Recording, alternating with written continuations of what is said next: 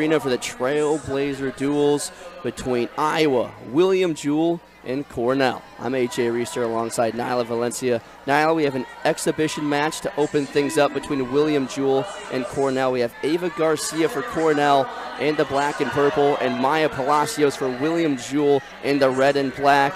And it's Maya Palacios who gets the early fall. That was some pretty quick action there. Yeah, nice arm bar, straight to her back.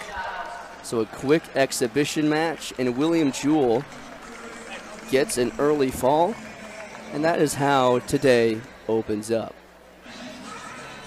But Nyla, going to be a great atmosphere. More fans are starting to pile in. Yep. You're going to see 3 great matches today. We're starting with Cornell and William Jewell. William Jewell comes in ranked 25th in the nation.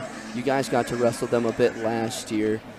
What sort of things do you remember from William Jewell from some of those meets that you had against them last year at the Soldier Salute and some of those bigger opens? Well, I would say from both sides, there's a lot of physicality, a lot of aggression from wrestlers on both teams, and I think that's just a common thing that you see with women specifically, is women are just very gritty. And at Soldier Salute specifically, there was a lot of good action from some of my teammates. I wasn't specifically there to witness the action, but based off of the feedback from my teammates, the coaching staff, I mean, Cornell and Jewell, both solid schools. You never know what you're going to get with each match, and I mean, you can never take them for granted, that's for sure. Absolutely. I mean, they both, you look at William Jewell, they come in as a ranked team, but Cornell College on the other side, led by second-year head coach Boston Jacobs, almost their entire roster is freshmen. He only has 3 returners, and there are almost 15 freshmen on his roster. Yes, which is huge. And that just comes to show a lot of our younger women are up-and-comers. They're rising, this younger generation of wrestlers. And for Cornell, here's one of their freshmen, Ava Garcia, making her first match appearance of the season from Homestead, Iowa. She is going up against 5th-ranked Alex Weitzman at 117.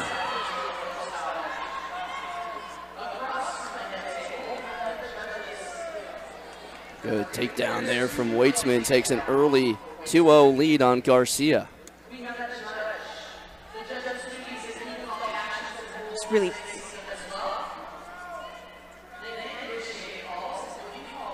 trying to get an exposure here. Trying to look for that pin. Really wrenched that shoulder. And here she's really got to bring her chest to the other girl's chest to really, oh, there she went. And Weitzman picks up a fall for William Jewell. And it'll be William Jewell taking the early lead in this duel against Cornell. Weitzman, a sophomore from Woodland Hills, California, her 6th victory of the season. And she picks up a pin right there. One thing I'm kind of seeing from the 2 matches is that, I mean, they were both quick pins, but a lot of the action was on top. And I can see quite a bit of folk style actually from that type of wrestling. So now we move right along to 124. Addison Thrash for Cornell. But it's William Jewell getting on top early with a 2-point takedown. There she goes, looking for that bar again. Here's Jada Hernandez for William Jewell. Around the gut, but gets called and has to stand back up.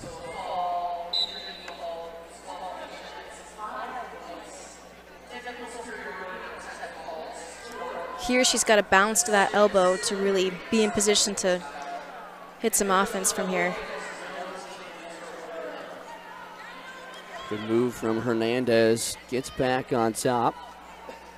Another 2-point takedown for Hernandez. Gives her a 4-0 lead. Right here, Nyla, looking for another potential fall here. Yep, so here you got to go chest to chest. Bring your hips back, really elevate that head. And there's the fall. 3 falls in a row. Another quick one. Exactly. Yep. In the first period, picks up a fall. And Jada Hernandez picks up a fall, and William Jewell picks up an early lead on Cornell. There seems to be quite a bit of short offense. Short offense to a quick go behind, to a turn of some kind, looking for that pin. That's the common theme. So back-to-back pins to open things up for William Jewell against Cornell College. Again, 3 matches today. Iowa and Cornell will follow this one, and then William Jewell and the Hawkeyes will round out today's Trailblazer duels, the second Trailblazer duels in program history. Alana Sedano and Kyla Andrew to battle it out. Andrew for Cornell, Sedano for William Jewell.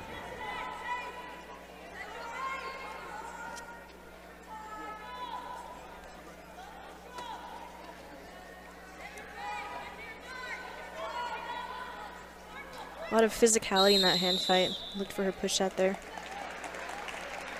Kyla Andrew, another one of those freshmen for Cornell that comes in Boston Jacobs' second year as the head coach. And one thing early on as well, Nyla, William Jewell doing a very good job of controlling the center of the mat, which we've talked about before the matches is going to be important for both these squads to do. Yes, I agree. And the person usually controlling the center of the mat is in the best position because, I mean, if they're looking for their push-outs, they're in a great spot. And also, I mean, refs are more likely to call the person for passivity if they're facing away from that center. Andrew goes in for the double leg. Did a good job by Sedano.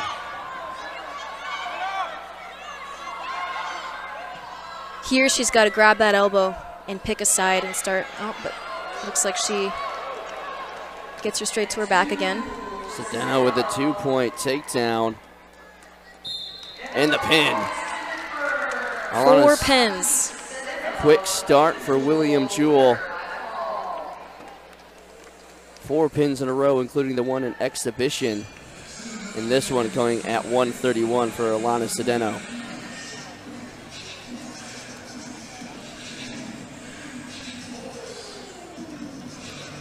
Got a good takedown here and straight to her back. No chance for Andrew to fight out of that one. They move right along here and call for Hawkeye to 138. Sierra Gomez-Bryant for Cornell.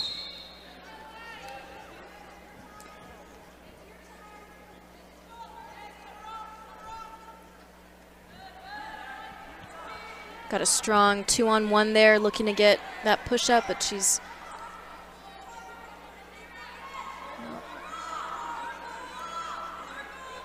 I'm noticing quite a bit of girls will get their tie, but they'll come up pretty high. It's almost like they're looking for some kind of upper body throw.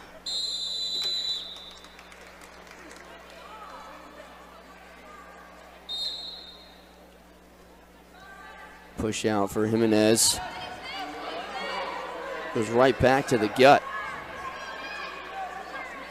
We're talking with head coach Boston Jacobs of Cornell and talking about Sierra specifically.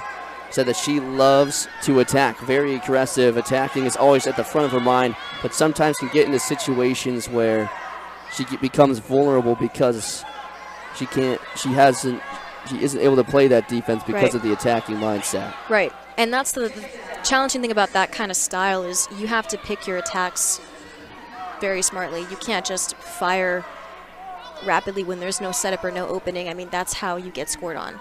And so it's really important when you have that kind of style that you're setting things up properly and you're looking for the perfect opportunity to do that. Jimenez picks up another takedown. Back to neutral position. She seems to favor that 2-on-1 there on that right side. Gomez-Bryant with the left leg of Jimenez, but gets rolled into a takedown. Back-to-back takedowns for Jimenez with an early 5-0 lead on Gomez-Bryant. She was looking for a high gut, and then she transitioned more towards a mid gut. Just over a minute left in this opening period.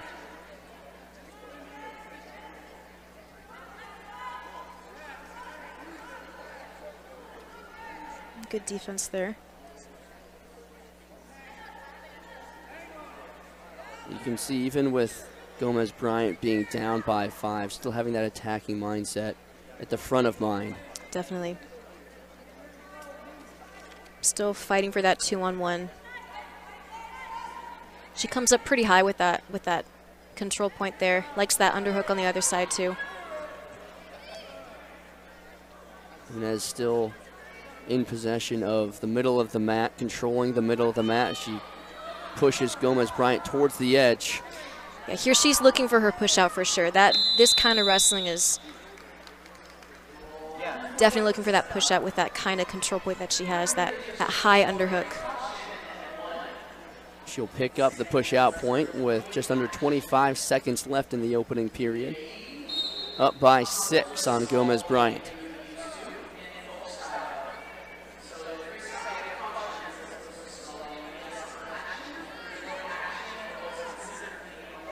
And is pushing towards the edge of the mat. Again, Gomez Bryant trying to push back and stay within the boundaries. That's good. See, when you're pushing out like that, it's really important that you still keep your head in position, because oftentimes when girls push out and they're overzealous about it and they're too high, they can get counterattacked, and that happens pretty commonly at this level. So I could see she was fighting for head position, which was really good as she was looking for that push out. When you are getting pushed out towards the edge of the mat pretty consistently, especially early in that first period, what's something that Gomez Bryant can do in the second period to avoid giving up those push-out points? Yeah, she needs to find a way to kind of redirect that motion, and for starters, that means getting her control points first. I mean, is it Maya? Yeah. She's been doing a good job getting her 2-on-1s, and when you have a control point, you're controlling center, it's hard for the action to kind of flip around. So she's got to get to her ties. She's got to reorient the motion if she senses getting pushed out. Sierra goes in for the double leg, but good sprawl from Jimenez towards the edge of the mat. And Jimenez able to stay in. Now trying to flip around and push Gomez Bryant towards the edge, but picks up a takedown with the cover. It's heavy snapping on short offense. That's great. There's the roll. 2 more points and a technical fall as Jimenez picks up her 11th point. And this one ends early. 3 falls and a technical for William Jewell. And a good performance there from Elisa Jimenez.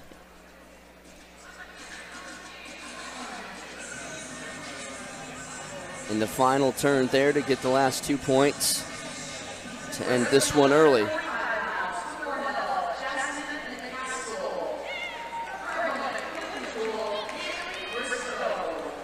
Haley Briscoe for William Jewell and Jasmine McCaskill for Cornell here at 1:45. William Jewell out to an early lead in the team points.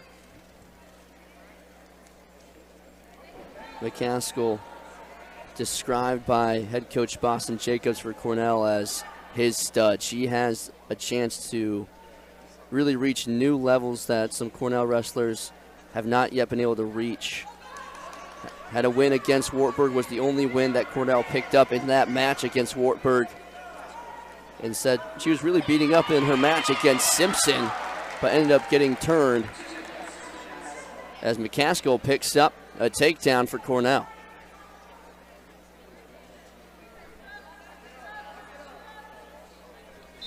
She's doing a great job using her feet to scrub forward off of that gut, and that's exactly what you need to do when you're on parterre.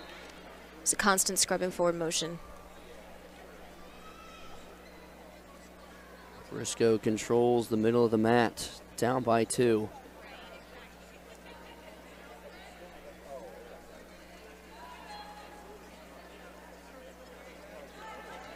McCaskill with a push out.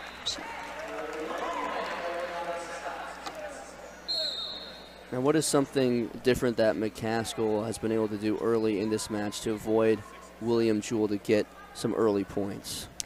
Well, for starters, I mean, she's doing a great job getting her ties. She's heavy on the head. And part of that is really just fight. To to not give out a push out, you need to fight back and hold center. That's really all it is. There's a physicality component that plays when you're trying to prevent that push out. And you have to do it strategically. That is certainly something that head coach Jacobs talked about, was really big on the hand fighting. He's a strength and conditioning coach for the men's wrestling team, was a strength and conditioning coach back at Coke College. As a good sweep from McCaskill picks up another 2-point takedown, now looking for the turn.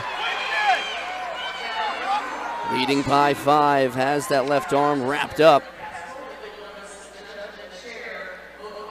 Now trying to go the other way with it, but good job by Briscoe to lay flat and force neutral position. Now it's another difference between freestyle and folk style wrestling. There's no up or down necessarily coming out of something like that or in between periods. Something that fans are getting used to when watching the women's wrestling team. One of the differences I see between this wrestler from Cornell and the others is she keeps her hands in great position, and I think that is what's giving the Jewell wrestler a bit of a harder time finding her control points, and you can see just how heavy her snaps are, and she's getting those girls completely off balance. 10 seconds left in the opening period. McCaskill up by 7, a couple of takedowns, and nearly a turn. But this first period will end with McCaskill up by 7 on Briscoe, looking to earn Cornell their first points of the match.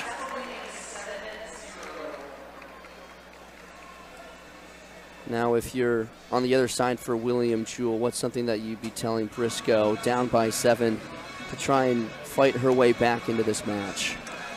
Yeah, well, I mean, I think one of the important things too is she needs to make sure that she maintains good position. I think part of it is that her position is breaking a bit with those heavy snaps, and she's getting kind of thrown around a little bit. So it's really important that when she's down, she's taking shots smart, because at this point she's trying to put points on the clock, and that can be a source of pressure for some wrestlers, is to start putting points on the board.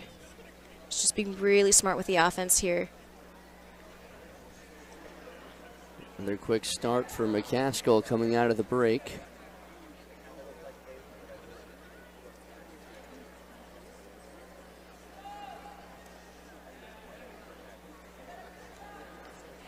I mean, look how heavy those snaps are.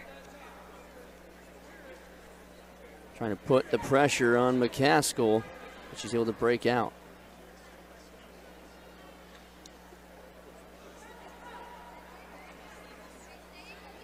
McCaskill with a good push. Picks up the point. No point awarded.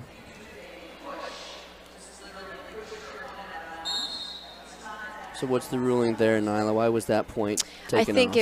I think it was just the way in which she pushed her outside of the mat. It's more just a shove versus like a clean push out. She's got to clear that elbow there to secure the 2. Good job by Briscoe to hold on. McCaskill ripping it off with her other hand, trying to jar it loose. I mean, there she can start peeling fingers, and she can kind of start bouncing the head to try and clear that elbow, but that was a good defensive strategy. Brought back to their feet. Under a minute 45 to go in the period. And again, Briscoe holding on to that right arm of McCaskill.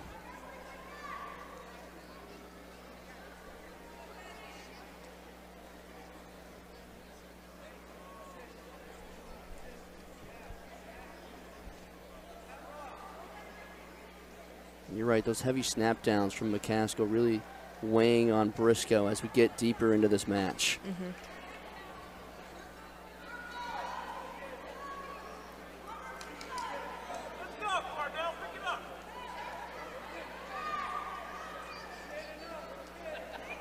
An interesting thing about these wrestlers is their stances are very tall. Generally, you see a little bit lower center of gravity. That's something more specific to freestyle as well, because they are able to go and attack those legs. Right. Compared to maybe more of a folk style or even a Greco-Roman style of wrestling. Yes. Yep. And I think one of the common things I see with women is a lot of upper body throws, a lot of upper body techniques.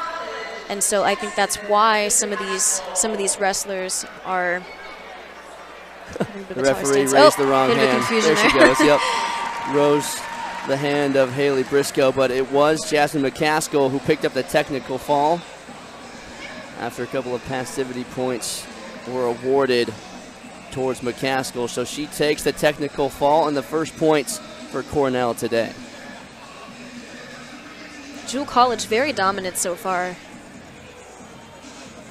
3 falls, a technical fall before that match at 145, but Jasmine McCaskill, again, highly regarded from head coach Boston Jacobs as someone who could really start to pick up this program. Only in the second year of inception, very similar to the Iowa Hawkeyes. Yep, wow.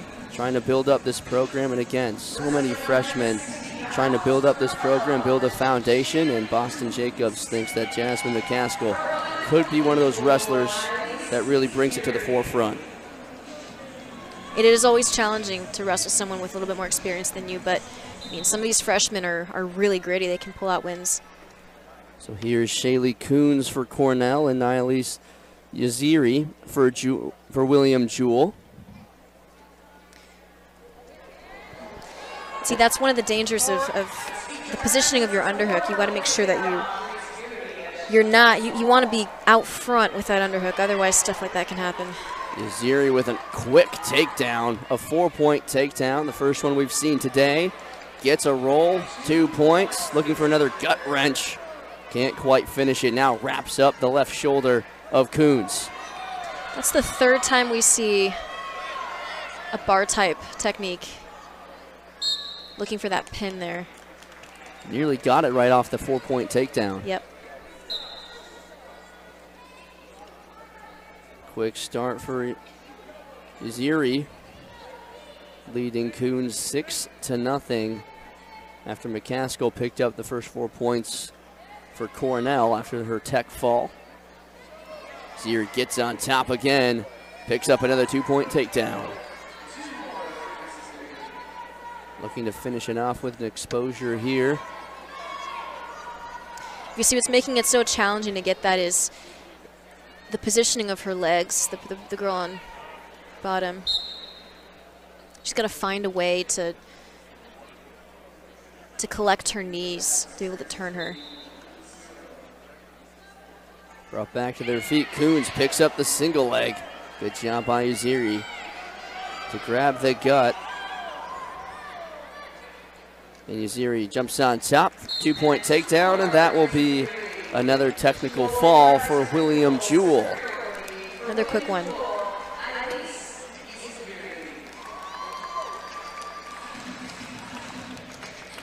The 25th ranked team in the country, William Jewell, off to a quick start. A couple of tech falls, 3 falls, and Nialise Yaziri, the latest to pick up some big points for William Jewell.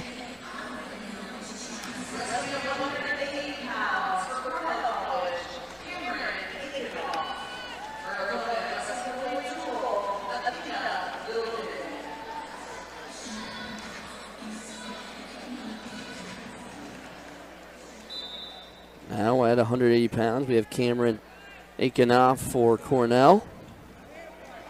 But a quick takedown there for William Jewell.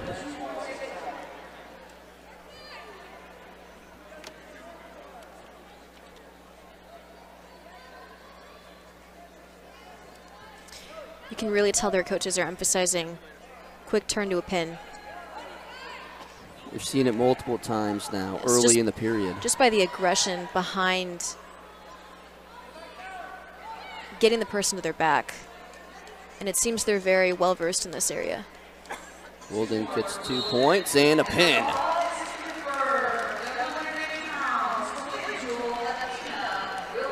Athena Wilden picks up another fall for William Jewell as they are cruising through this opening match. Their 4th fall in match number 1 against Cornell College, and this time it's Athena Wilden getting in on the action. Cameron Aikenoff for Cornell. A quick pin there. And now we move to 207. Dania Werner for Cornell. And Peyton Welt for William Jewell. Looking to close out this opening match at the Trailblazer Duels.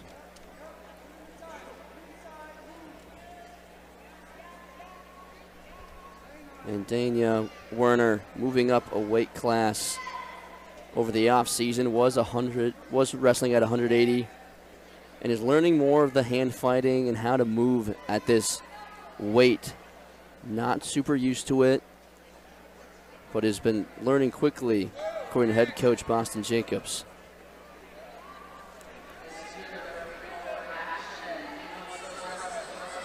Werner dives down, but Welt picks up the 2-point takedown as she covers. We're seeing that bar again. For Flips her over. There's the exposure and the pin. Peyton Welt closes out the opening match with Cornell College with a fall. And that is how this one will end. 5 falls for William Jewell, 2 tech falls, and a dominant victory to open up the Trailblazer Duels. Cornell College does score 4 on the Jasmine McCaskill technical fall. But match number 1 is in the books here in Carver Hawkeye as William Jewell takes down Cornell College. When we come back, we'll have the Iowa Hawkeyes and Cornell College for the second match of the Trailblazer Duels. You're watching women's wrestling on Big Ten Plus.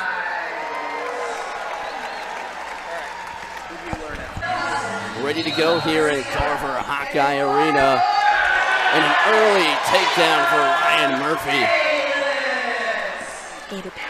Ava Bayless, excuse me, for an exhibition match here at 110.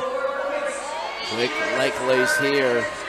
Ava has a nasty leg lace, nasty. And just like that, Ava Bayless up 8-0. Cornell College going with the exhibition route here at 110, and Ava Bayless, top-ranked 110-pounder in the country. And a quick takedown and a technical fall for Ava Bayless. Yeah, that was a quick one, not super surprising, but yeah, she's got a nasty lace. Keeps great pressure on that butt, just the way that you should. And the smoke hasn't even settled, and Ava Bayless picks up an early technical fall for the Iowa Hawkeyes. As again, Cornell College and William Jewell not rolling out 103s or 110s today, so an exhibition match there at 110 as we get set for 117.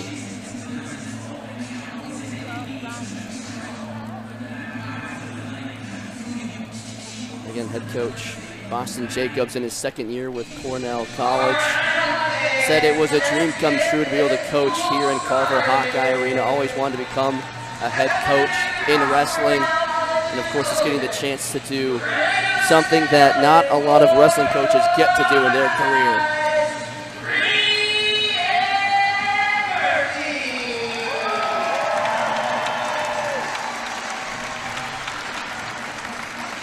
Brienne's one of the freshmen, but man, she brings a phenomenal kind of energy into the room.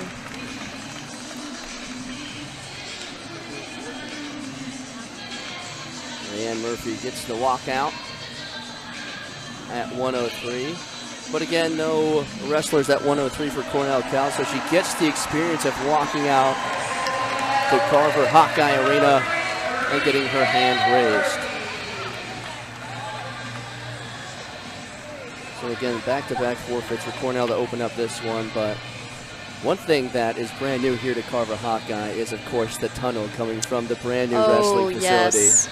My God, that is an experience. There's a whole light show going on in there, and I can just tell you, with the music and the smoke, it is pretty incredible coming out. It's just so motivating. Easily one of the coolest additions to Carver Hawkeye. Easily, 100%. And that new wrestling facility, I personally haven't been able to get in there yet, but how has it been for you guys being able to practice in that new facility? Oh gosh, I mean, talk about a lot of space. I mean, I think that's probably one of the biggest game changers with our team being 32 now versus 28. There's a lot more room, and I mean the technology in that room is so advanced. We have face scanning ID, and it's a pretty significant jump, I would say. Yep. What kind of jump is that, going from practicing at Carver Hawkeye in the basement of Carver Hawkeye in that wrestling room, now moving to your own building and being able to have that own space to put up some of those awards that you guys have already won and showcase what you guys have done as your own program? It really feels like home. I mean, we were at the very start of that program. We watched it being built. We took a photo in front of it while it was still in pieces, and so it really feels like it was ours from the start versus I think when we were our first couple of years we came in, and I think we felt like we were not intruding, but you know, it wasn't, we were stepping into someone else's space, and we've really made it our own. We have our own new locker room. We're not sharing it with visiting teams anymore, and it really feels like such a privilege to be able to call that place home. It really does. A huge addition to Iowa wrestling as now we get officially started here at 117. Cheyenne Mulford will take on top-ranked Brianna Gonzalez as she walks out from the smoke, and we are ready to go here for the opening match here at 117. Iowa will start with an early lead on the team score.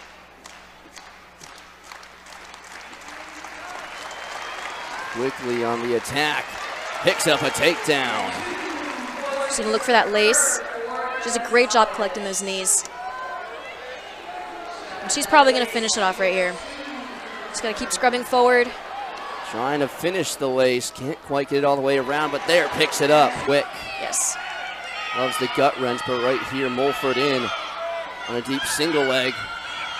Great defense. Gonzalez trying to swing back around over the top. 10-3 against ranked opponents. Was the tournament runner-up at the national championships last year at 116 pounds. And some blood time here to clean up Brianna Gonzalez. But of course, you're in the wrestling room with Brianna quite a bit. Yep. What are some things that we can look out for here in the closing moments of this opening period? She's gonna finish with a banger. And look, she's getting to her action quick. She's one that wants to get that take. She wants to get that tech pretty quickly. And as I mentioned before, she's got a really strong gut, high gut, and she is strong.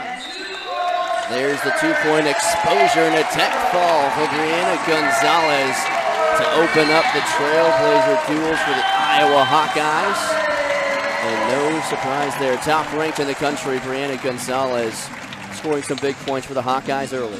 Yeah, she's one that not a lot of girls want to wrestle with in the room. She's just relentless, high pace. Especially at that weight class 117, Ava Rose also in there.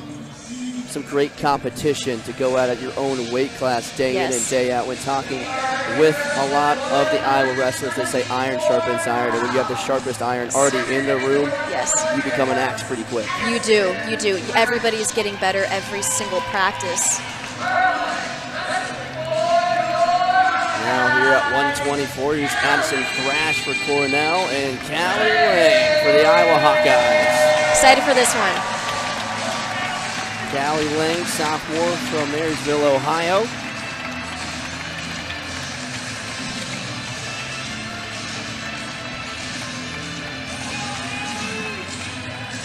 Coming off a first place finish at the Eagle Madness Open, where she was undefeated, had a pin early, and then 3 tech falls in a row after that, and she is another aggressive and fast wrestler. Already looking for those push-outs. She's a wrestler that has made significant growth in these past couple months just by being here. And she's one that is in the room twice a day, working extremely hard to try and get better. And you can see it in her wrestling. A quick push out there for Lang. An early 1-0 lead. You also mentioned when talking about Callie that she gasses girls out she really very does. quickly. Really does. And that's from all the hours of practice that she puts in. Addison Thrash on the other side. We saw her get pinned in the match against William Jewell earlier today. Described by her head coach, Boston Jacobs, very technical. Nice pressure. Trying to push back, but Lang again gets another push-out point, up 3-0 early in this first period.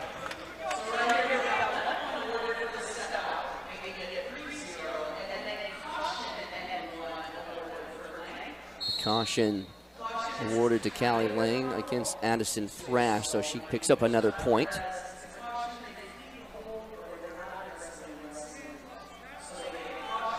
And those cautions are awarded because, I mean, Callie is pressuring these girls outside of bounds, and oftentimes to the ref that looks like the other person is fleeing. And so that's where, I mean, you really need to be able to fight back if you're trying to prevent those points from being awarded. Thrash. Beautiful.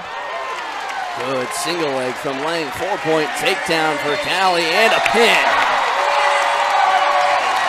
Callie Lang, explosive start here at 124 of fall.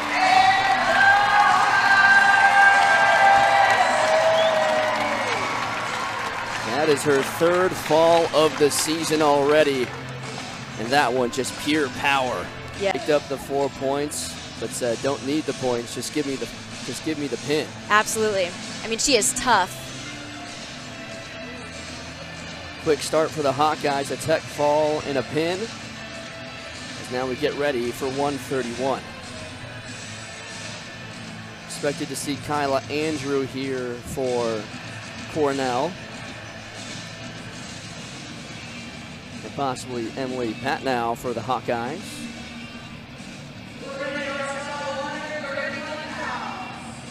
Kyla Andrew was pinned earlier today against William Jewell.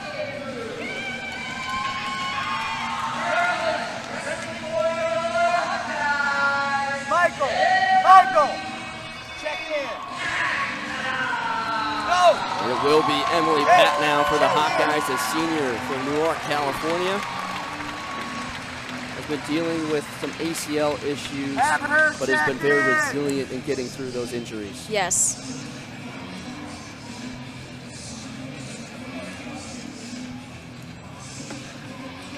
An exciting offseason for her as well, recently engaged. Yes, recently engaged. I know she's looking forward to that. So big offseason, but ready for a big 2024 campaign in the black and gold.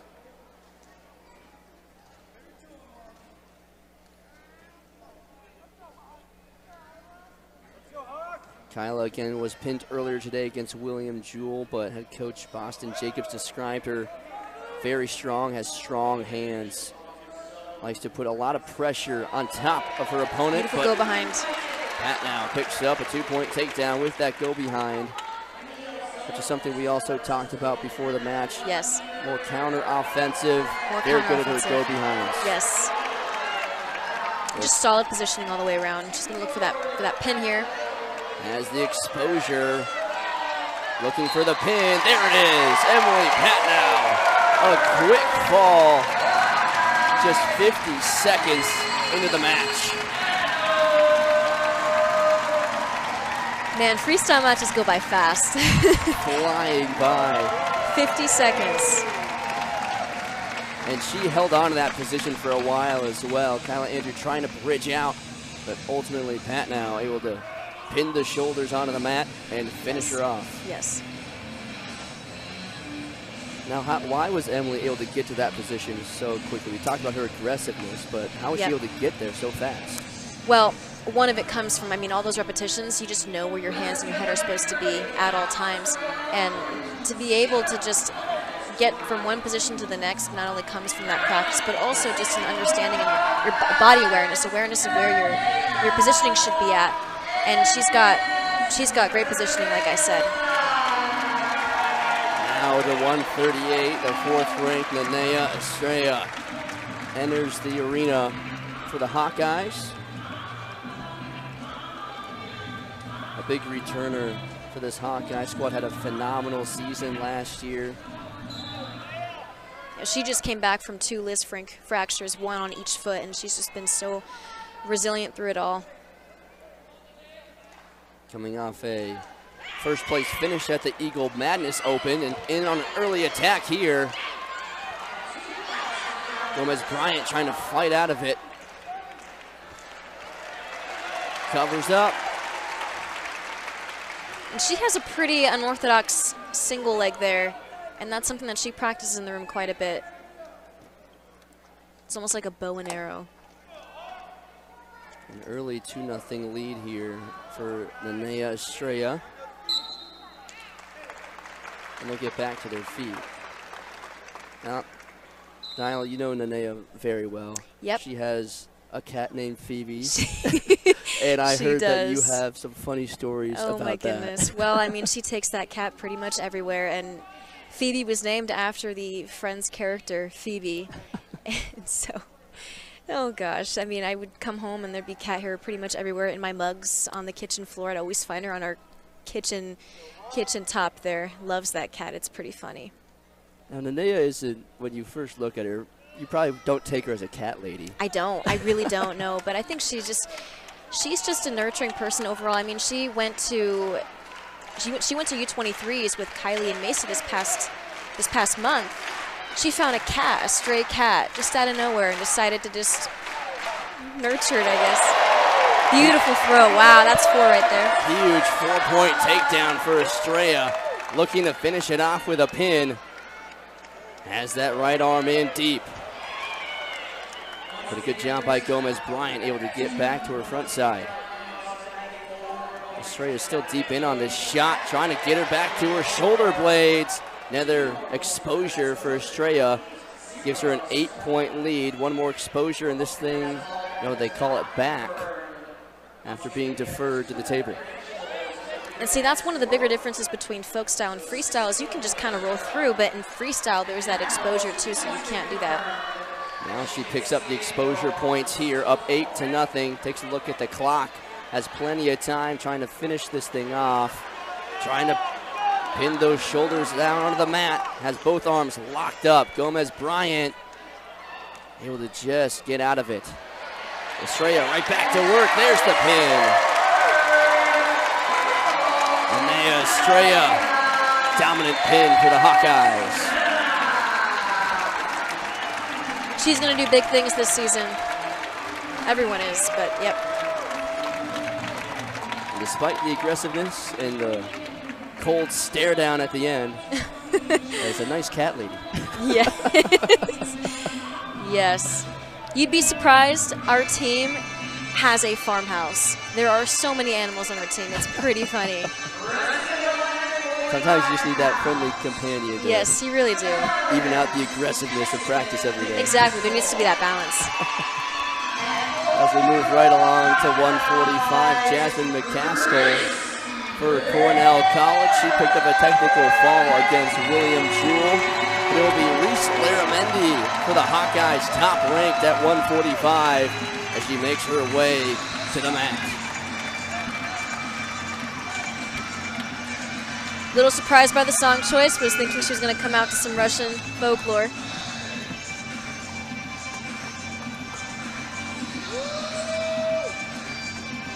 When you said it beforehand, she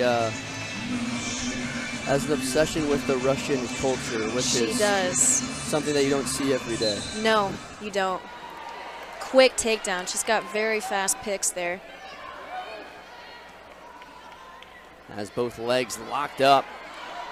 Lifts it all the way up with a huge takedown. Reese Laramendi.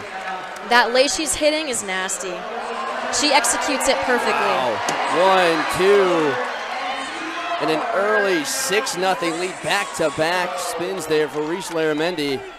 And she's up 6-0 in just 30 seconds into this match. And as I mentioned before, her stance prior to an attack is almost loose. It's very lax, kind of like how, very European. And then when she attacks, it's very explosive.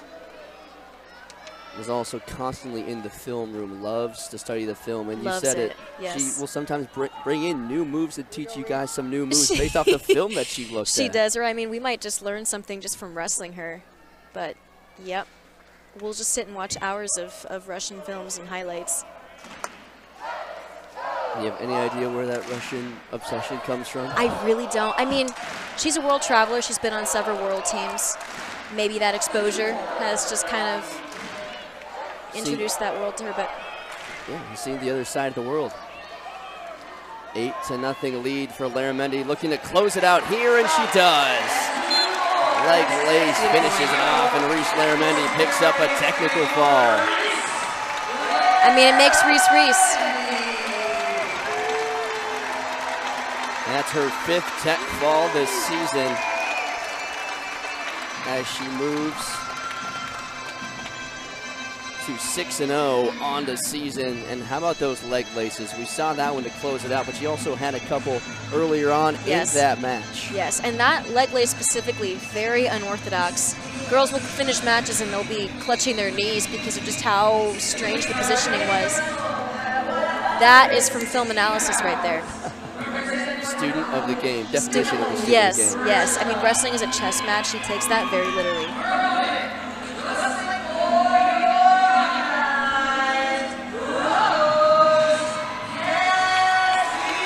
Here we go at 160. Emily Grissom for Cornell College steps onto the mat, and for the Iowa Hawkeyes, it's the 9th-ranked Rose Cassiope. Cassiope, a very familiar last name to Hawkeye fans. Her older brother Tony, a very famous heavyweight here for many years in Iowa City, but a quick 4-point takedown for Rose. Beautiful gut. Early 6-0 lead. Cassiope looking to take this one and finish this one early. Another exposure, looking for one more gut wrench. There it is. 20 seconds into the match, and Rose Cassiope picks up a technical fall. A lot of those skills developed from her time at the OTC and really further enhanced here. And you can tell that she has a lot of support from the fan base here. Fans know the name and are getting to know Rose even more. A quick tech fall, and Iowa dominating Cornell College early and often as we move right along to 180.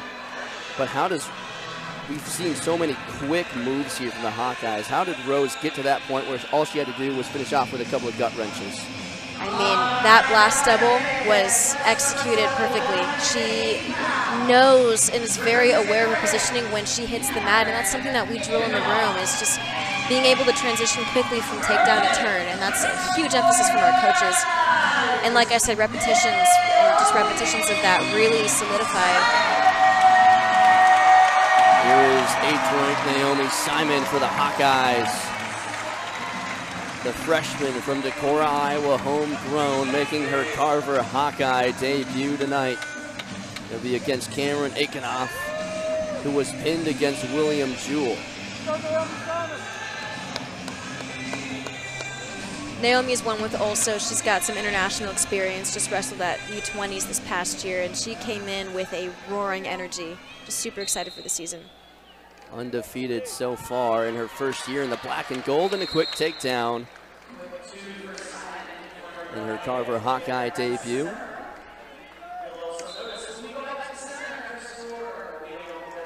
Again, that pressure from takedown to turn is just, it's almost habit at this point. She had a tech fall and 2 pins at the Eagle Madness Open. Most recent competition for her as she's up 4-0, edge of the mat. And there's the pin. Welcome to Iowa City, Naomi Simon. It's a great way to start a career. A pin in her debut at Carver Hawkeye, and a quick one at that, not even 30 seconds into this match. And that's already her 7th pin in an Iowa singlet. Yeah, I think that excitement is really showing right now. You can tell the Iowa girls are just having fun with it. And easily her fastest pin this season. Her fastest before that one was 2 minutes and 16 seconds. That one didn't even get into 30 seconds.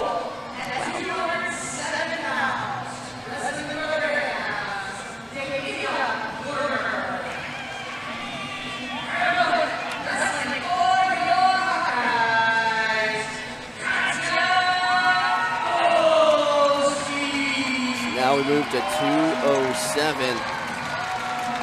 Dania Werner for Cornell. Lily Osteen for the Iowa Hawkeyes.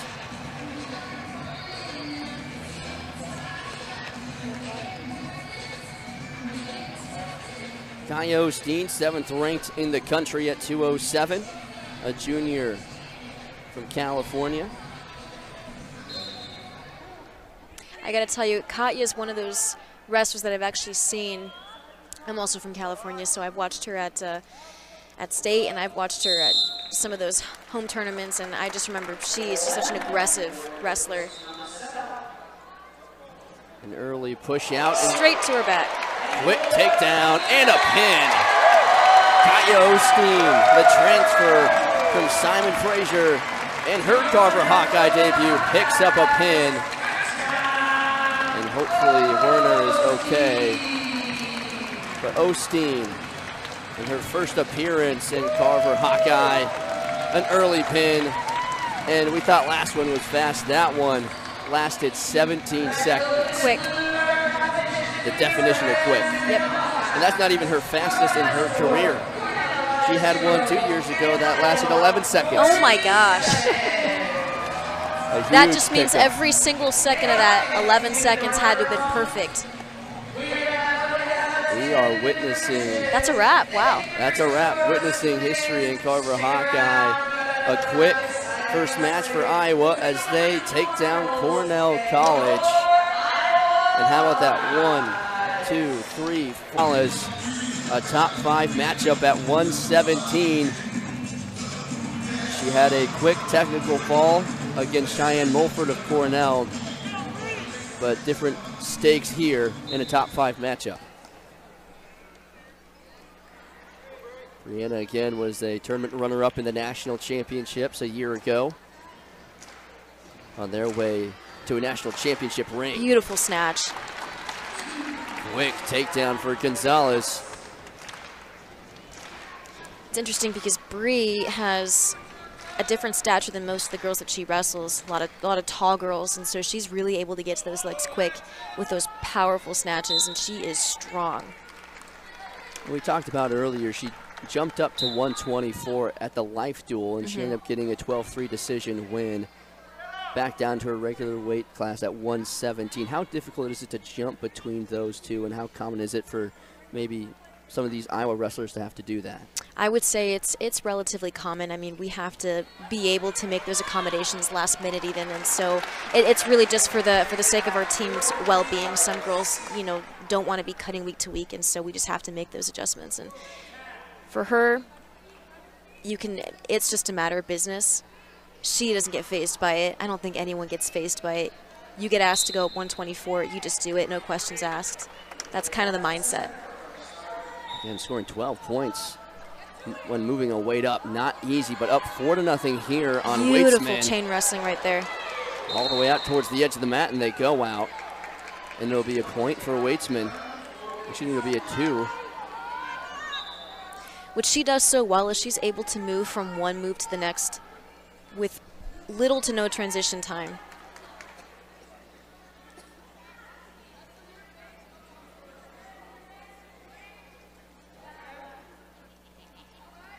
Great fakes, beautiful snatch. And a 4-point takedown for Gonzalez. She goes up 8-2. Nice bar there.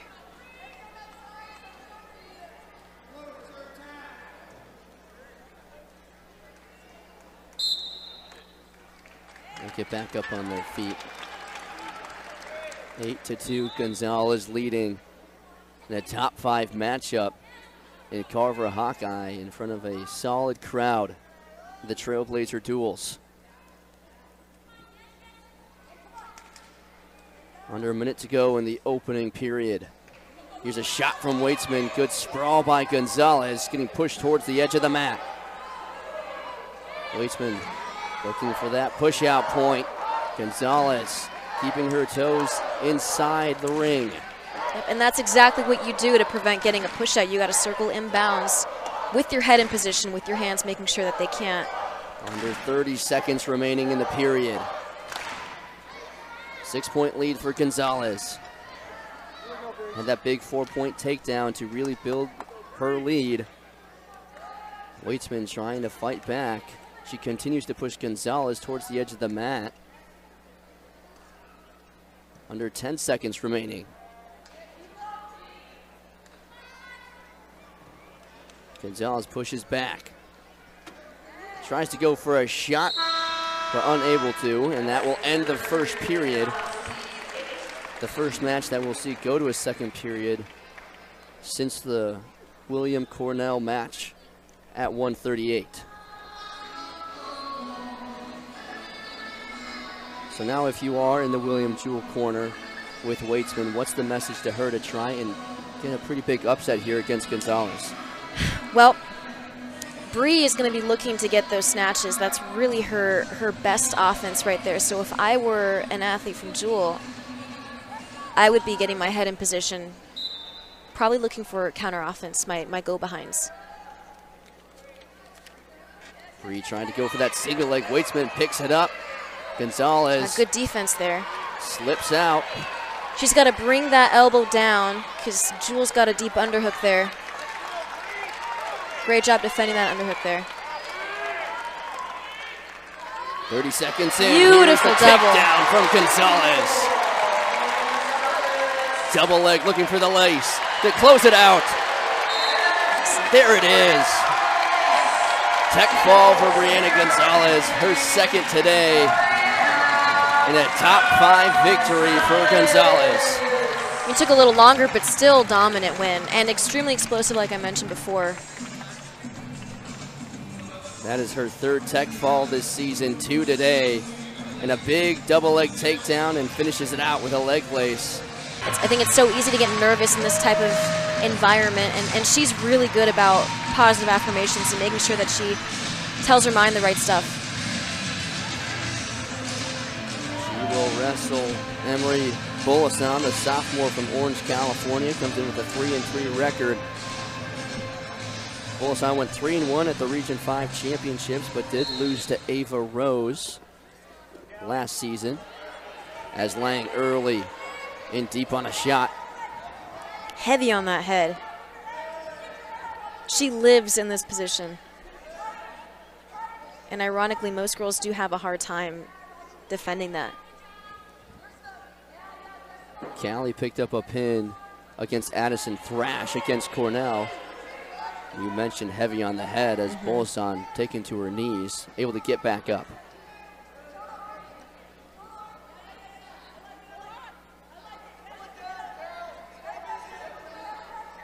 She's got to clear that 2-on-1 by peeling those fingers.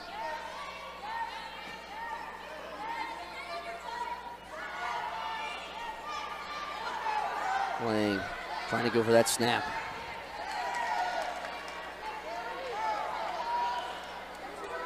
Bolasan, her last time out, went 1-1 in their open against Colorado Mesa and Texas Women's University. She picked up a pin. Nice job bringing that head to the mat. Against that Texas Women's opponent in Injury Donald. But a tough matchup here with Callie Lang.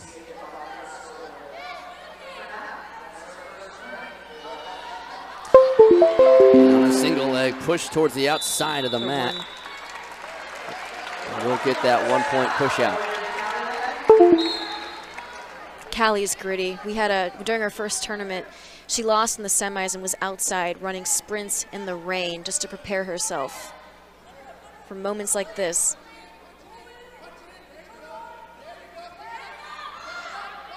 Bolasan trying to get on top of Callie and apply some pressure on the head like Callie was earlier.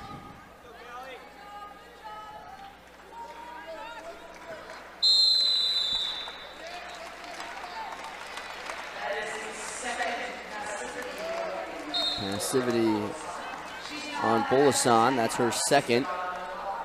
Yep, this type of style will yield passivity calls. Beautiful snatch. Lang trying to cover. Just gotta bring it up. Bolasan gets around the upper torso.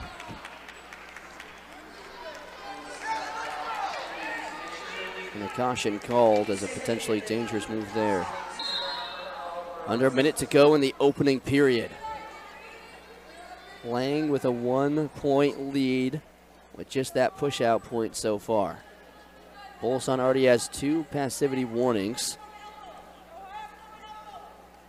And she's going to pick up that passivity point as Bolson is called with another passivity warning.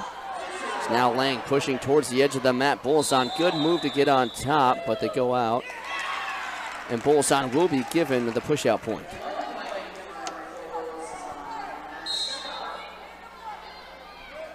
Under 30 seconds remaining in the opening period.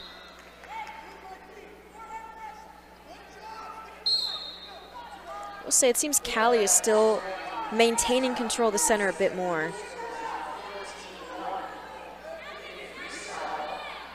10 seconds remaining. Just got to clear that collar there. Bolson doing a good job of hanging on to her head. That's a little bit of a dangerous position right there. But she got out of it good.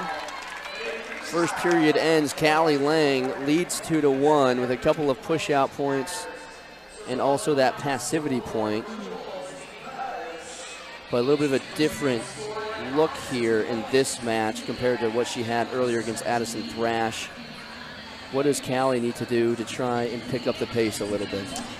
Well, I think definitely throwing in some more fakes, trying to get this girl off balance and really interrupting that pattern of motion to try and get to her. I mean, most of the bulk of her offense is going to come from those go-behinds or from those snatch singles, and she needs to find an opening, and that's going to come from that interruption of pattern there. More fakes, more snaps. Now, what have you seen from Bolson that's kept the scoring minimal for Callie so far? She's actually done a pretty great job tying Callie up, and it seems Callie is having a little bit of a harder time clearing those ties, and that is where we're seeing. Bolson picks up a 2-point takedown, and she leads 3-2. Trying to pick up a turn. Lang's right arm is all caught up, and that will bring them back to their feet. The huge takedown for Bolson.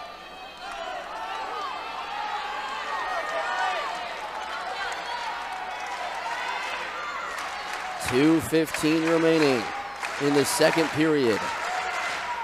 Callie Lang hanging on to the head of Bolson. Pushing her towards the edge of the mat.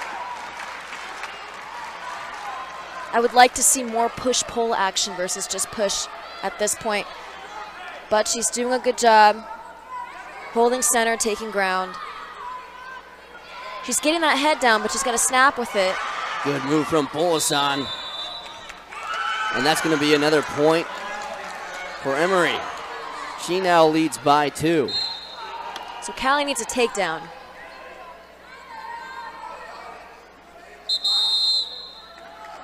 Now, what was Emery able to do there to flip how Callie was pushing? Originally, it was Callie pushing, and Emery flipped her and pushed her towards the edge of the mat. Yep, and that was because of the way that Callie was pushing, and this goes back to why it's so important to make sure that when you're pushing someone out of bounds, you're not doing it overzealously. You can, I mean, it's easy for your motion to get redirected, like it's happening right now, and it's because you're so extended when you're pushing forward, and your feet are too far behind you. You need to keep your feet under you and in solid positioning. And it's getting a little aggressive on the outside there.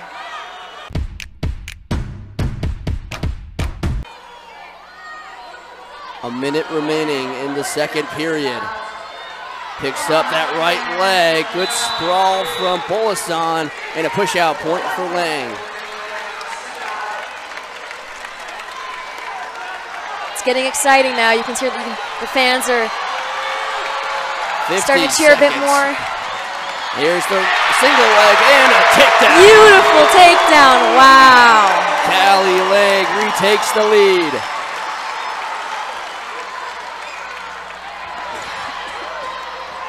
And that's exactly the kind of wrestling you see from Callie. She never stops. It's continuous.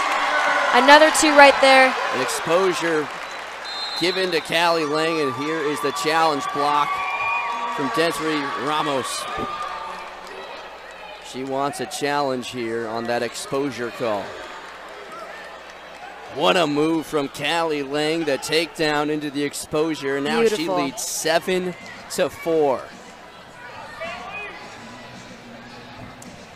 The momentum of the match can change within a matter of seconds, and that's one thing I love about freestyle. And look at that single leg, continuing to drive all the way through and then cover up for the takedown, wasting no time trying to get to the exposure right away. It's almost like a dump off. She kept the arm and she kept driving towards those legs, and that's hard to stop. But they're going to take a look, I believe, at the exposure points. Right when they were called, Coach Ramos threw out the challenge block. So what does it need? What needs to happen for the full exposure to be called, and what could they possibly be looking at here? In order to call a full exposure, your shoulders have to break 90 degrees, and so what that means is you're basically going from here to 90-degree angle. And so I think what they're challenging is how,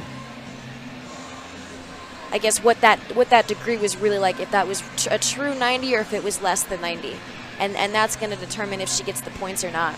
Let me get a good look at it here. You see Callie deep on that shot. Yeah. Has that. I would say it's a little bit of a tricky angle to see it from. I would kind of need to see it from head on, but it looks, well, it looks like it could be 90. Coach Ramos threw that challenge block out pretty quick. Let's use another look at it. You can probably see it from here. I would say that's 90, if I had to guess. Had her upper torso totally wrapped up. And the challenge is successful, so they do take off the exposure points, which is huge because now it's just a 1-point lead for Callie Lang. William Jewell and head coach Desiree Ramos pumped up with 26 seconds remaining. This one going down to the wire.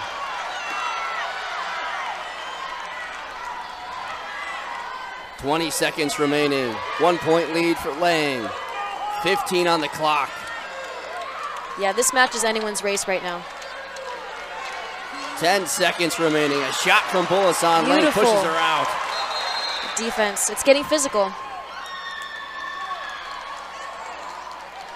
5 seconds remaining. Bullasan has to move quick. Good defense from Lang. Here's the shot from Bullasan. Has the single. And that's great defense, and the win is secured.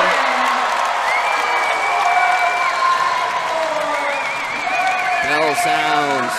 Callie Lang hangs on for the 5-4 decision victory. And what a match. Emery Bullasan Great match. took the lead. And then it was Callie Lang who put together a great sequence on that takedown in order to be 3 national champion.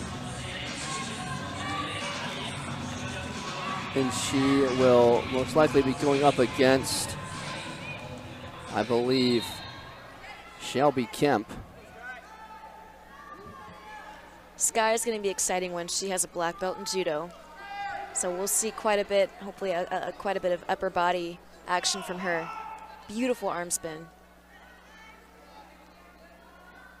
We talked about that judo background for both you and Sky. We talked about how important that is. Why is it so important to have that different background when it comes to judo and freestyle wrestling? I mean, like I said, it's a great cross-training sport, and it really helps to reinforce a lot of the similar movements. I mean, you have rotation when you're repping attack after attack, and that rotation can hold some kind of translational effect into wrestling when you're hitting your shot. And it really helps to kind of reinforce that speed and repetition as well. Great awareness of your hips. We've also talked about the speed of Reelan, that arm spin and the speed that she has, and that judo background certainly helps with that as well. Yes, that is hours of repetition. I mean, all those reps are really strengthening those neural pathways, and they make that movement extremely quick. Reeland trying to push Kemp towards the edge of the mat.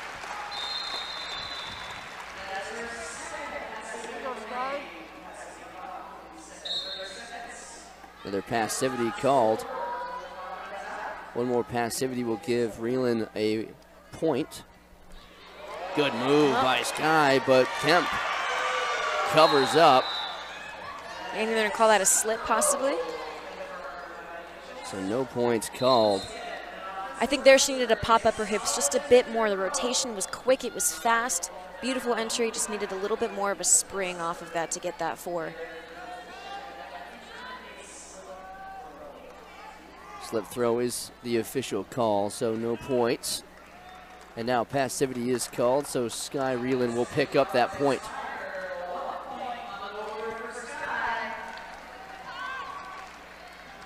As we dip under a minute in this opening period.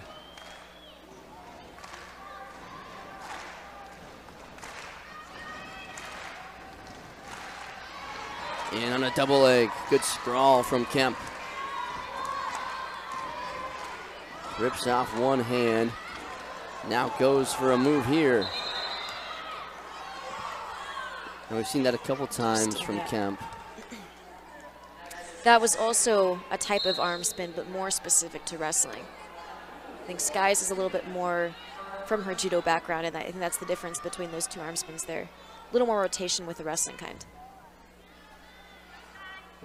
Under 25 to go. Reeland pushing Kemp towards the edge of the mat, still controlling the center. Sky took a little bit of a shoulder blade there.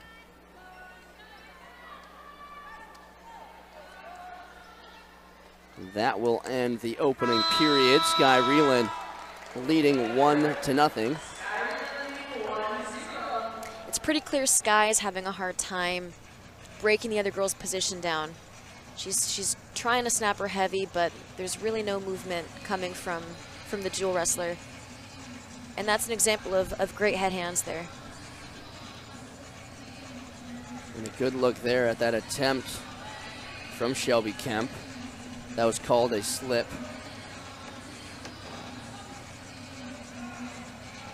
A 5'6" freshman from Moore, Oklahoma. Shelby Kemp. Hanging in there with Sky Reeland, going on a shot, but good defense by Reeland.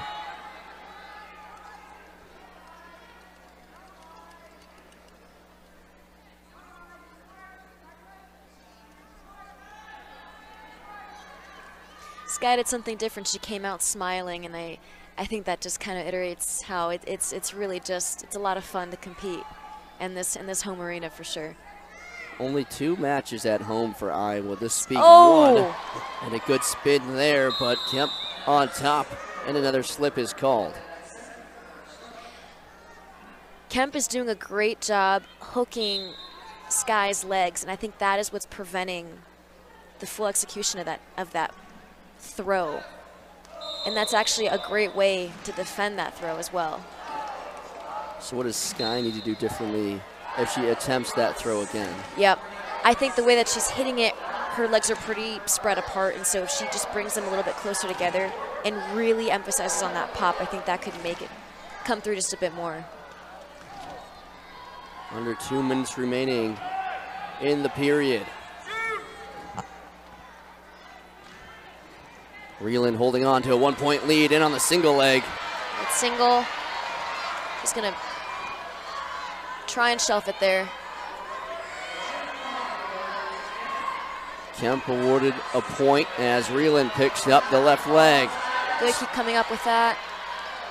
Trying to finish the takedown. Kemp, good defense, but stripped down by Reeland, needs to cover. And she does. 2-point takedown.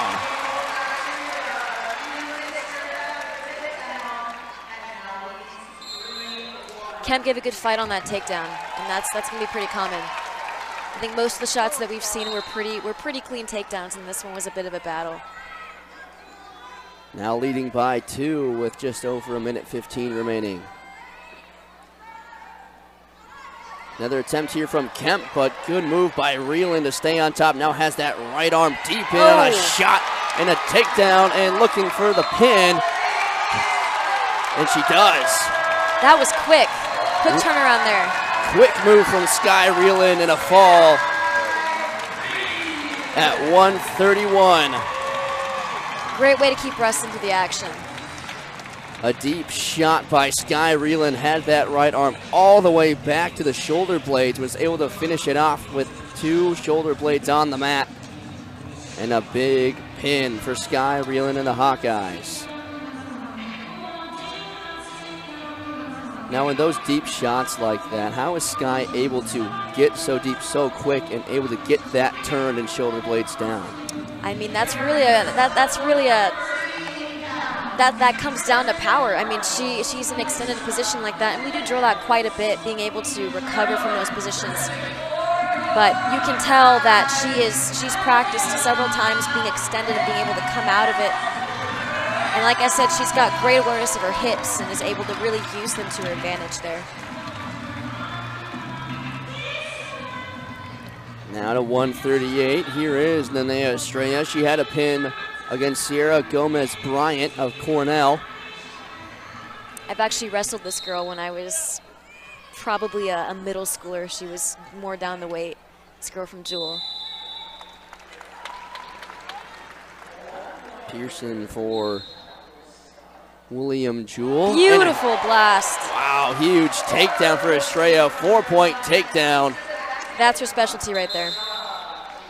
And we saw that in her pin against Sierra Gomez-Bryant as well. I would say Nea does not finish a match without having at least 1 blast double in there. And came out quickly with that blast double to take an early 5-0 lead. There's another one. Oh, straight to her back for 4. That was beautiful. Huge 4-point takedown, and Estrella just a point away from a tech fall. Looking for the exposure. And that's what makes those types of attacks so deadly, is because you could easily go from a 2 to a 4 if there's just a little bit more air into it. And they're hard to stop. Deep shot from Pearson, but Estrella beautiful, wow. With the go around and the exposure, and that will do it. Estrella, a quick technical fall at 138. Great transition to turn at the end there. That's exactly the type of stuff that we've been working on for sure. And it was actually Pearson who went in on that shot, but it was Estrella who was able to go behind and go for the gut wrench exposure and pick up those last 2 points. So an 11-0 tech fall for Estrella. And you can see that she is more than happy with that performance with head coach Clarissa Chun. She's always dancing before and after her matches. She loves to do it. Now to 145. Oh, they got the Russian music playing. It's Macy's turn now. Macy Kilty, the grad student from Stratford, Wisconsin.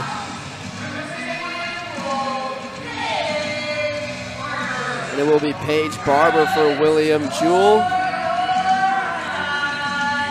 And Macy Kilty. Absolute tank, this one. A U23 and senior world team member at 65 kilograms, was a 2023 senior and 2019 U23 World Championship silver medalist, a 2024 Pan Am champ. And she comes in against Paige Barber in her Carver Hawkeye debut.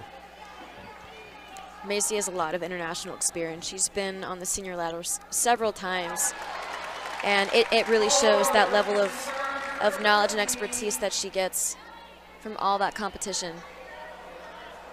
Quick 4 points for Kilty. Another 2-point exposure. Now she leads 6-0. Trying to finish her off early. Beautiful. Here's a gut wrench and out of the circle, but a 2-point exposure, and she leads 8-0 early in this match.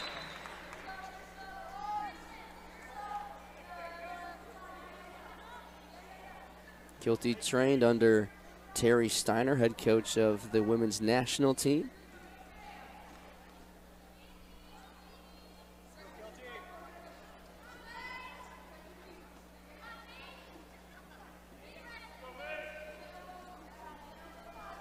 Described as a very similar style to Nenea as she goes in on that single leg. Very aggressive, a high IQ, explosive and powerful, and there's the two-point takedown as Macy Kilty picks up a tech fall in her Carver Hawkeye debut. A lot of firsts for this Hawkeye squad. She's one that's looking to transfer her wrestling expertise to the next generation as a wrestling mentor post-grad. And I think she'll be a great coach. She will be. That was a very similar trend that we saw from amongst most of Hawkeyes, that they want to one day give back to the sport and become a coach. Absolutely, yes. I mean, we've done so much work with little girls in clinics and camps that we've already had that kind of experience.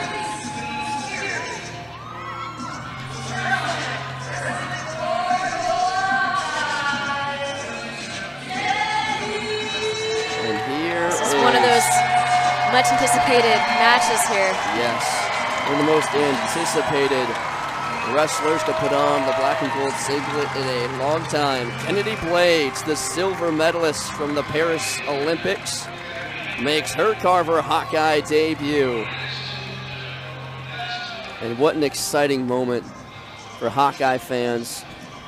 They've learned so much about Kennedy watching her at the Paris Olympics win that silver medal.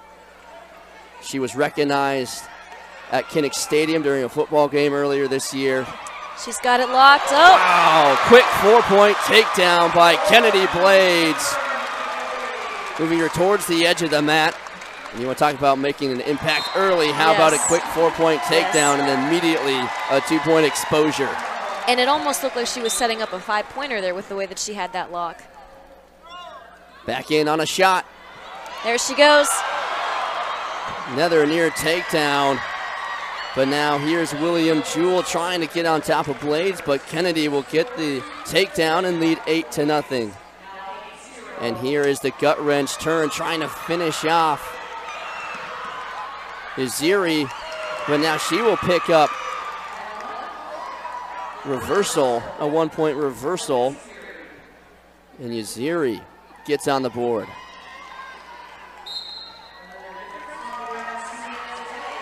And Kennedy a little disappointed with herself. I think Kennedy is just a bit overzealous with trying to look for those big throws. Could be the excitement. Trying to put on a show in her Carver Hawkeye debut. Back again on the double leg, pushing towards the edge of the mat.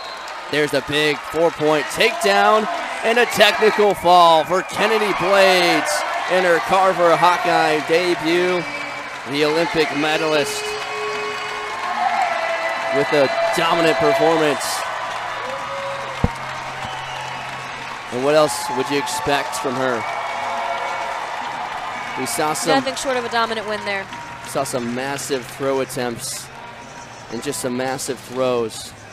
And she's already had a huge impact on this community with the camps that she's put on together with the Hawkeye team. Yes, really, she's really giving back to the wrestling community with all the ways in which she's just really trying to help little girls and really, she's a big role model in the community right now, for sure.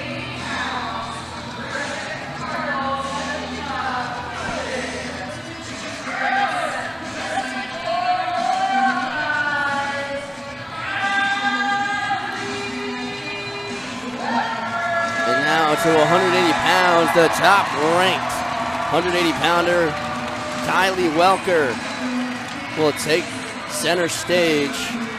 Another big Hawkeye name. It's crazy. She just came back from U23s and seniors, her and Macy.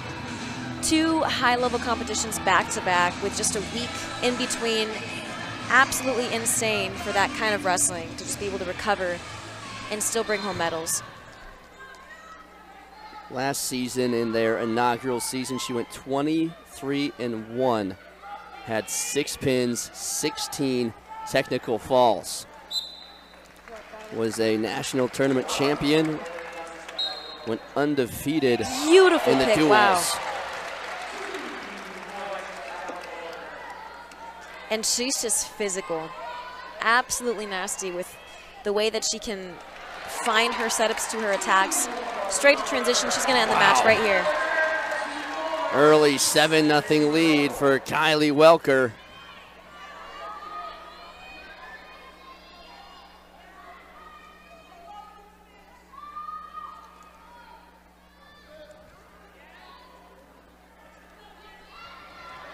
There's another 4-point takedown for Kylie Welker, and that will do it. 11-0 tech fall.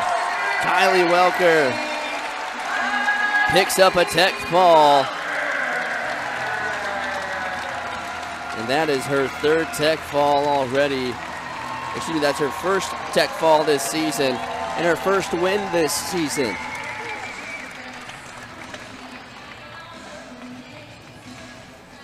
And another quick finish for the Iowa Hawkeyes. Yes. Just look at the way that she's popping up her hips on that gut. That's exactly how you're supposed to hit those. Talk about power and momentum and those gut wrenches. Yes. She's able to get to that takedown immediately to that gut wrench position and finish it off.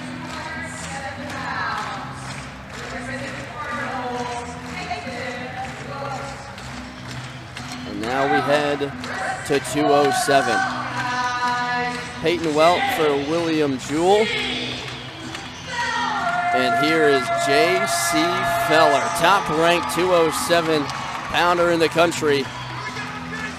And boy, when you look at her stat sheet, it is filled to the brim. It really is. She's an absolute tank, also a sweetheart. One of the moms on the team for sure. Coming off a 1st place finish at the Eagle Badness Open. Was a tournament runner-up at the national championship last year. And looking to close things off here at the Trailblazer Duels. A quick 1-point push out. Peyton Welt had a fall against Cornell College's Dania Werner. And a conversation here between Desiree Ramos and one of the judges. Would appear to be a question.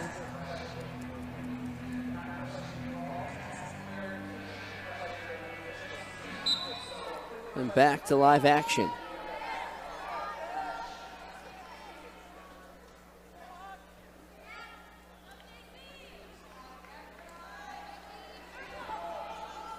J.C. Feller, a transfer from Central Methodist University. She wrestled there her sophomore year and then made the switch to Iowa for her junior season.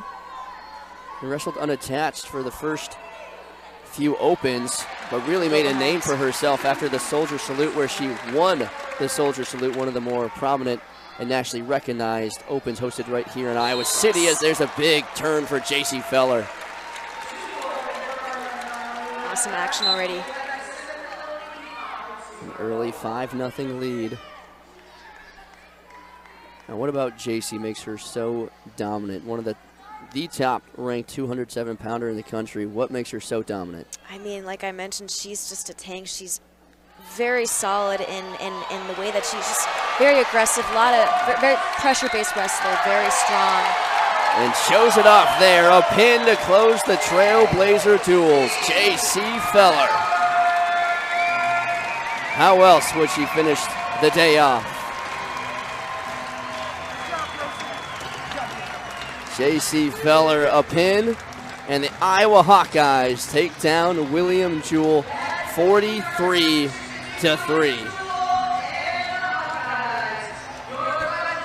That is an awesome day of wrestling right there. Another full day of Iowa wrestling and another historic day for women's wrestling as the sport continues to grow, not just in Iowa City, but across the country in a massive day. Trailblazer Duels, the second rendition of it, and another dominant performance from the Iowa Hawkeyes all the way around. What impressed you the most today, Nyla? What impressed you so much from the Iowa Hawkeyes standpoint? So many pins and tech falls, only one decision today. Our girls just kept coming. They were relentless with their pressure and with just getting every single takedown possible, and I think that is huge. Not giving up in those tough situations and really just sticking to the wrestling that they know best and what they have been drilling every single day. And you can tell that they were there for each other in the tunnel, and the camaraderie on the sidelines is really just feeding their energy, and it's huge.